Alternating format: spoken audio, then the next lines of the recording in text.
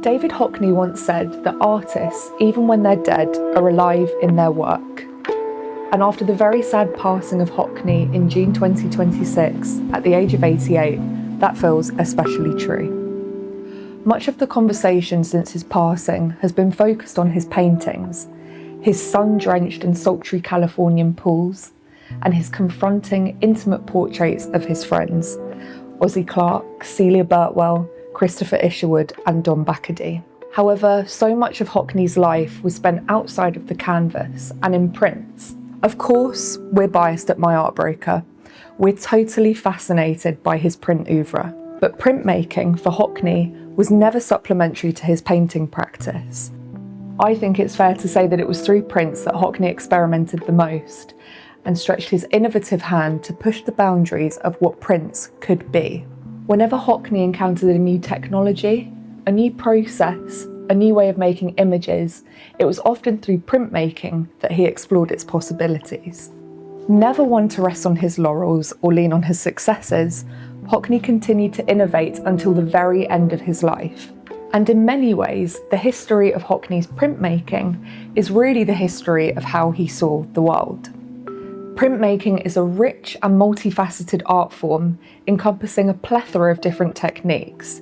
You have screen printing, lithography, etching, woodblock printing, and digital prints. The list goes on. Hockney first discovered printmaking as a teenager at the Bradford School of Art, where he started making his first lithographs.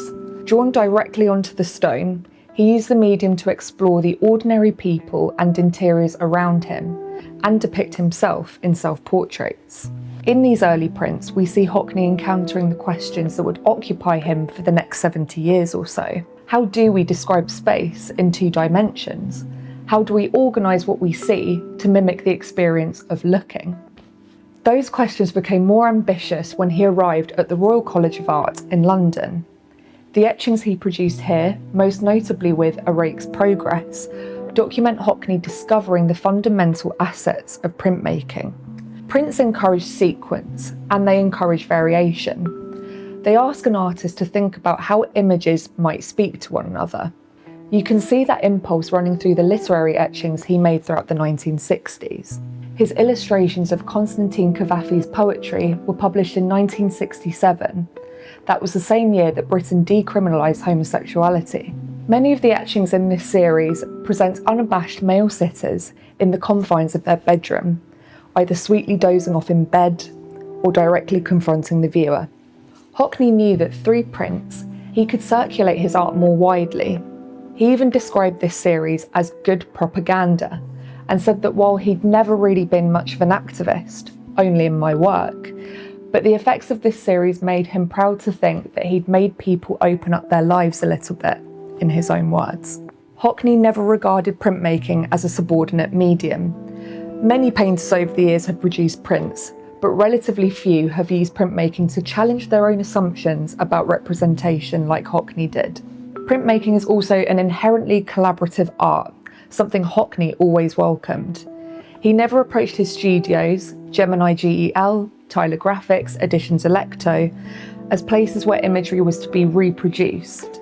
Rather, he approached them as places where new images could be invented, and places where techniques could be stretched to new ends. By the 1970s and 80s, Hockney had become increasingly obsessive over perspective. He often argued that photography had conditioned us to accept a very narrow way of seeing the world with one fixed viewpoint. Human vision doesn't work like that, and Hockney never wanted to represent the world like that either. Much of Hockney's work from the 1980s continued to play with perspective. His photographic joiners, which assemble dozens of individual photographs, create fragmented images that show a scene unfolding across time. His lithographs from the Moving Focus series capture exactly what the name would suggest. Created between 1984 and 86 with Ken Tyler, the series feels like a culmination of several decades of thinking about representation.